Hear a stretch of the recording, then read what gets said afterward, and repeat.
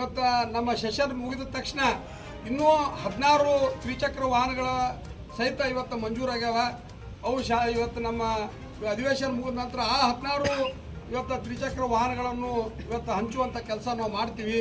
ಅಂತ ಶಾಸಕರ ಅನುದಾನದ ಅಡಿಯಲ್ಲಿ ವಿಕಲಚೇತನರಿಗೆ 14 ಇವತ್ತು ತ್ರಿಚಕ್ರಗಳ ವಾಹನಗಳನ್ನು ಕೊಡುವಂಥ ಒಂದು ಸಮಾರಂಭದಲ್ಲಿ ನಾವೆಲ್ಲರೂ ಅತ್ಯಂತ ಸಂತೋಷದಿಂದ ಈ ಸಮಾರಂಭವನ್ನು ಉದ್ಘಾಟನೆ ಮಾಡಿ ಈ ವಾಹನಗಳನ್ನು ಹಂಚಿಕೆ ಮಾಡಿದ್ದೇವೆ ಅಂತೇಳಿ ಭಾಳ ಅಭಿಮಾನದಿಂದ ಈ ಸಂದರ್ಭದಲ್ಲಿ ಹೇಳಕ್ಕೆ ಬಯಸ್ತಾ ಇದ್ದೀನಿ.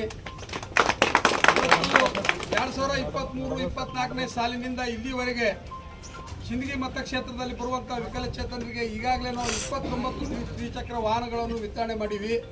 ಅದ್ರ ಜೊತೆಗೆ 483 ಕಿಟ್ಗಳನ್ನು ಇವತ್ತು ಇಲಾಖೆಯಿಂದ ಇವತ್ತು ಅಂಗವಿಕಲರಿಗೆ ಅಂದರೆ ಅವರಿಗೆ ಯಾವುದೇ ರೀತಿಯಿಂದ ಜೀವನ ಉಪಯೋಗಕ್ಕೆ ಆಗುವಂಥ ವಸ್ತುಗಳನ್ನು 483 ಜನರಿಗೆ ವಿತರಣೆ ಮಾಡಿದ್ದೀವಿ.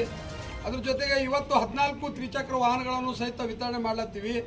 ಇವತ್ತು ನಮ್ಮ ಸೆಷನ್ ಮುಗಿದ ತಕ್ಷಣ ಇನ್ನೂ 16 ತ್ರಿಚಕ್ರ ವಾಹನಗಳ ಸಹಿತ ಇವತ್ತು ಮಂಜೂರಾಗ್ಯಾವ. ಅವು ಇವತ್ತು ನಮ್ಮ ಅಧಿವೇಶನ ಮುಗಿದ ನಂತರ ಆ 16 ಇವತ್ತು ತ್ರಿಚಕ್ರ ವಾಹನಗಳನ್ನು ಇವತ್ತು ಹಂಚುವಂಥ ಕೆಲಸ ನಾವು ಮಾಡ್ತೀವಿ.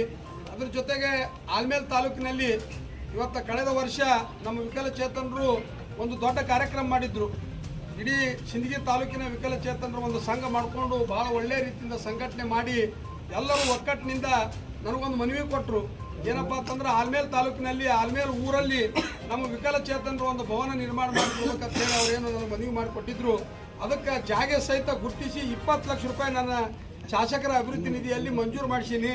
ಇನ್ನೊಂದು 8 ದಿವಸಗಳಲ್ಲಿ ಅದು ಸಹಿತ ತಮ್ಮೆಲ್ಲರ ಸಮ್ಮುಖದಲ್ಲಿ ಭೂಮಿ ಪೂಜಾ ಸಮಾರಂಭವನ್ನು ನೆರವೇರಿಸ್ತೀವಿ ಅಂತೇಳಿ ಸಂದರ್ಭದಲ್ಲಿ ಹೇಳಿ ಈ ವಾಹನ ವಿತರಣಾ ಕಾರ್ಯಕ್ರಮದಲ್ಲಿ ಭಾಗವಹಿಸಿ ಕಾರ್ಯಕ್ರಮವನ್ನು ಯಶಸ್ವಿಗೊಳಿಸಿರುವಂಥ ಎಲ್ಲ ಗೌರವಾನ್ವಿತ KDP ಮತ್ತು ಗ್ಯಾರಂಟಿ ಅನುಷ್ಠಾನ ಮತ್ತು ನಮ್ಮ ಪುರಸಭೆ ಸದಸ್ಯರು, ಎಲ್ಲ ಇಲಾಖೆ ಅಧಿಕಾರಿಗಳು, ಮಾಧ್ಯಮದ ಎಲ್ಲ ಸ್ನೇಹಿತರು ಮತ್ತು ಎಲ್ಲ ಗಣ್ಯಮಾನ್ಯರು ಈ ಕಾರ್ಯಕ್ರಮವನ್ನು ಯಶಸ್ವಿಗೊಳಿಸಿದ್ದೀರಿ.